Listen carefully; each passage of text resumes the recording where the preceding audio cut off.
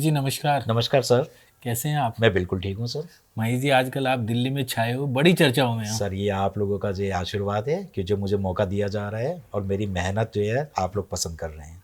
अच्छा महेश जी, मैं जानना चाहता हूँ थोड़ा सा आपके प्रोफेशन के बारे में और कैसे आप उसको करते हैं और अपनी थोड़ी सी लाइफ के बारे में। सर मैं अभी इस टाइम पे सीनियर सिटीजन हो चुका हूँ और पिछले कई सालों से मैं एक व्यवसाय है जो जिसमें समाज सेवा का भी सबसे बड़ा प्रारूप होता है। मैं भारतीय जीवन बीमा निगम के साथ जुड़ा हुआ हूँ और मैंने उसमें इतना अच्छा जो है लोगों के साथ जुड़ाव महसूस किया, उनको सेवा देने में मुझे जो खुशी हुई है और मेरे कुछ शौक़ भी उस प्रोफेशन से रिलेटेड, उन शौक़ को भी मैं पूरा कर पाया हूँ।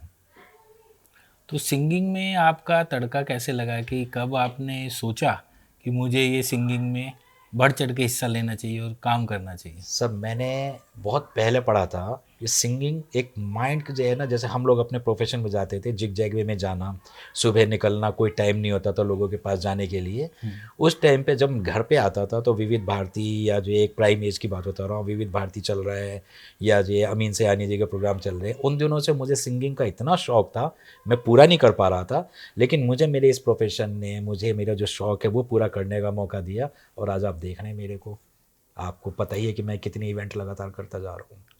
तो वो कब कौन सा गाना था जो आपको पहली बार ऐसा लगा कि यार ये मेरे लिए बना है, मैं इसे गुनगुनाऊं, और इस प्रोफेशन को आपने फिर कंटिन्यू लिया? मैंने किशोर दा का साहब का एक बहुत मशहूर गाना है, उसमें मेरे नैना सावन भादो, मेरी आवाज़ की जो है पिच जो है थोड़ी सी हाई होने की वजह से, क्योंकि पहले कोई माइक वाइक नहीं होते थे, हमेशा जो है खड़े होकर अपनी आवाज़ से गाना होता था या किसी को बुलाना है दूर से बुलाना तो अपनी पूरी वॉइस थ्रो फेंकना था। तो मैंने डेफिनेटली। वो गाना जो है शुरू किया था, मेरे नैना सावन भादो फिर भी मेरा मन प्यासा,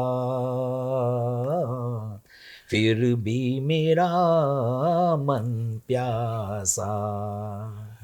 और इसके साथ एक जी गाना जी। उन दिनों बहुत प्रचलित हुआ था, जिसमें कहते हैं ना जैसे यूथ के एक सपने होते हैं वो पूरे नहीं हो पाते हैं, तो उनसे रिलेटेड है, मेरा जीवन कोरा कागज कोरा ही रह गया, मेरा जीवन कोरा कागज कोरा ही रह गया, जो लिखा था, जो लिखा था आंसुओं के संग बह गया।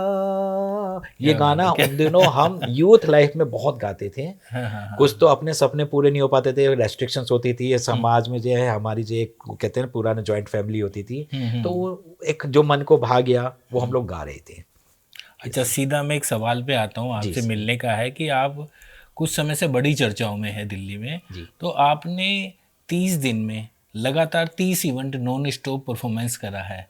तो सर वो ये कैसे हो गया, इतनी एनर्जी कैसे लाए, और यूथ सर के लिए क्या कहना चाहेंगे? एनर्जी तो देखिए साहब, आपका प्यार है, एनर्जी तो उसके अलावा कुछ नहीं है। बाकी मैं एक परफॉर्म करने की कोशिश कर रहा हूँ। गाने बहुत याद हैं, बहुत सुने हुए हैं, तो उनको भी जो है उसमें सम्मिलित किया। इस वजह से मुझे कोई दिक्कत नहीं होती। वैसे मैं पूरा होमवर्क पूरा करके जाता हूँ, गाने के लिरिक्स निकालता हूँ, उसमें कहाँ कहाँ पे जो है उतार है, कहाँ पे चढ़ाव है, वो सब लिखने के बाद मैं प्रैक्टिस करता हूँ। और आप लोगों का प्यार मेरी एनर्जी है। मैं आया हूँ लेकर साँझ हाथों में। तो महेश जी, आप अभी भी इतना सुरीला, इतना सुंदर गाना गाते हैं, तो आपने तो तहलका ठा दिया होगा जब आपका यंग टाइम होगा, आपकी मैरिज हुई होगी। तो ऐसा हुआ साहब, जो हम लोगों की अंताक्षरियाँ चलती थी उसमें जी। हम लोग गाने इतने गाते थे, उसमें हमारी आवाज़ बहुत अच्छी जो है निखरती चली गई। एक हाँ। तरह से वो हमारी एक प्रैक्टिस सेशन भी होता था। जी जी। 4-4 5-5 दिन की शादियाँ होती थी, अंताक्षरी चल रही है रात को 1-1 बजे तक। और मैंने म्यूजिक को एक थेरेपी की तरह से लिया। जी जी। गाने के इतने अच्छे अच्छे बोल होते हैं, वो भी किसी अच्छे लिरिसिस्ट ने जो है लिखे हैं, तो वो भी बहुत सोच समझ के लिखते हैं। एक बार मैं आपको वाकया सुनाता हूँ, बहुत बड़े मज़ेदार चीज़ है कि मैं अपने जो है मार्केटिंग के जो है वजह से मैं टूर में बहुत लेट हो आता था रात में जो है। और वाइफ मेरी खाना बना के रखती थी, सब तैयारी करके रखती थी, लेकिन मैं आता था 1-1 बजे जो है। तो एक दिन उन्होंने गुस्सा आ गया कि अगर तुमने जो है यही काम करना है तो फिर मेरा जो है ध्यान छोड़ दो। तब मैंने उनको देख, मुझे लगा कि वो रो रही हैं, हाँ तब मैंने उन्हें एक गाना सुनाया, गुलाबी आँखें जो तेरी देखी शराबी ये दिल खो गया, संभालो मुझको ओ मेरी जानू, मैं आया तेरा हो गया। ये पैरोडी में मैंने उसको जो है कन्वर्ट किया था। हाँ तो हाँ। बहुत वो एकदम शांत हो गई। उन्होंने कहा चलो अब गाना वाना बंद करो, फटाफट आओ, मैं खाना गर्म करके रखती हूँ। तो म्यूजिक में एक ऐसी चीज़ है, ऐसी जान है कि वो रोते हुए को हंसा दे, और जो हंसता है तो उसे तो मतलब डांस के लिए म्यूजिक और जो है लिरिक्स जो है दोनों मिला के बंदे को झूमने के लिए मजबूर कर दे। बहुत तो बढ़िया। मेरी एनर्जी का राज म्यूजिक है। जो I am a senior citizen, लेकिन मुझे म्यूजिक इतनी एनर्जी देता है, इतनी एनर्जी देता है कि पूछिए मत। तो जैसे आपके घर पे और भी कोई गुनगुनाते हैं, आपके बच्चे या कोई हाँ, और ये चीज़ फैमिली? मुझे बड़ी खुशी है कि जी। मेरा बेटा, हाँ जी। वो हिंदी जो है म्यूजिक की तरफ तो उसका ध्यान नहीं है, लेकिन वो अपना जो है जैसे वर्क फ्रॉम होम करता है तो साइलेंट मोड पे रहते हैं, लेकिन वो कुछ ना कुछ या तो गाने लगा के रखता है। वो पंजाबी तड़के में ज़्यादा ध्यान देता है। मैं उसे कहता हूँ कि थोड़ा सीख लो, तो जैसे टाइम आएगा वो भी अपनी तरफ ध्यान देगा, सीखने की तरफ ध्यान देगा। और मेरी बेटी, वो म्यूजिक से ही अपना जो भी अच्छे उसको जो सॉन्ग्स नजर आते हैं उसमें खूब डांस करती है। तो बहुत एक तरह बढ़िया। से मेरे घर में म्यूजिक का माहौल है, लेकिन अच्छा थोड़ा अच्छा। सा स्कैटर्ड वे में।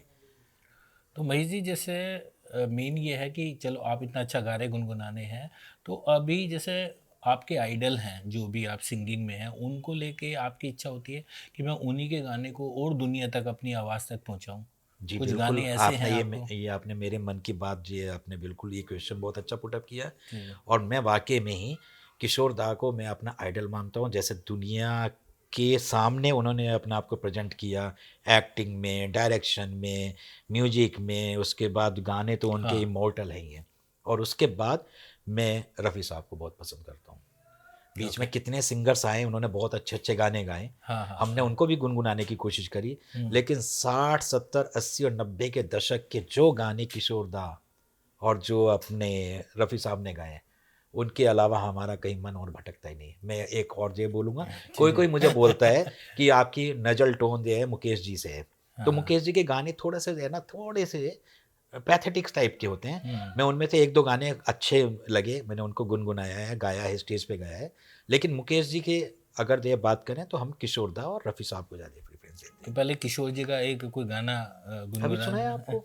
अरे, अनलिमिटेड गानों का भंडार अनलिमिटेड है गाने में सिंगर्स साहब में। देखिए, एक्चुअली में हमारे साथ एक प्रॉब्लम ये होती है, मैं आपकी उदय गुनगुना सकता हूँ। हाँ। जैसे मैंने अभी आपको सुनाया मेरा जीवन कोरा जी जी कागज़, जी। और आपका जी मेरे नैना सावन भादो।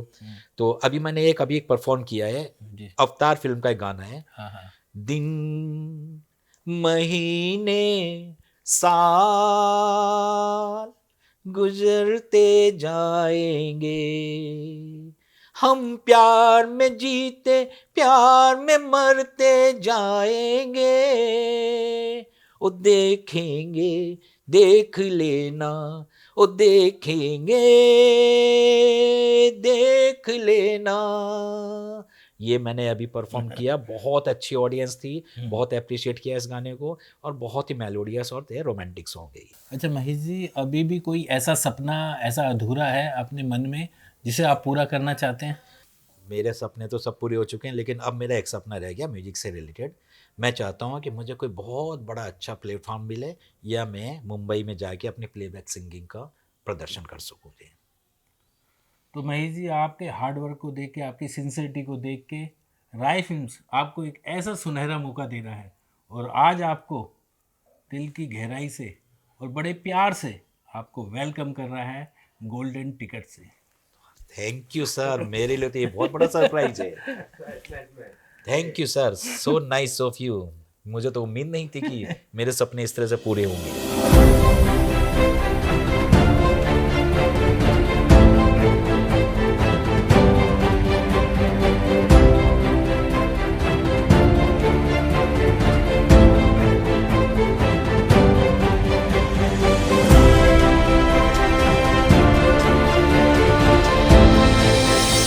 अगर तुम भुला न दोगे, सपने ये सच ही होंगे, हम तुम जुदा न होंगे, हम तुम जुदा न होंगे।